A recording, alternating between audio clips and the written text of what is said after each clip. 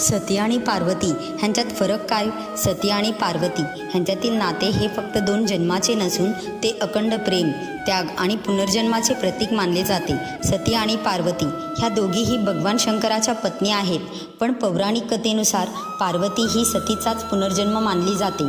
सती ही प्रजापती दक्षाची कन्या होती. तिने भगवान शंकरावर अखंड प्रेम करून त्यांच्याशी विवाह केला, परंतु दक्षाला हा विवाह मान्य नव्हता. एकदा दक्ष यज्ञात भगवान शंकराचा अपमान होत असल्याचे पाहून सतीला ते सहन झाले नाही. आपल्या पतीचा अपमान पाहून तिने योगाग्नीत स्वतःचा देह त्याग केला.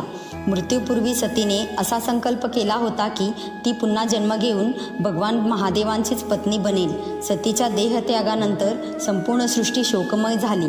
त्यानंतर आदिशक्तीने हिमालय आणि मेना ह्यांच्या घरी कन्या म्हणून पुनर्जन्म घेतला. हिचे नाव पार्वती ठेवले गेले.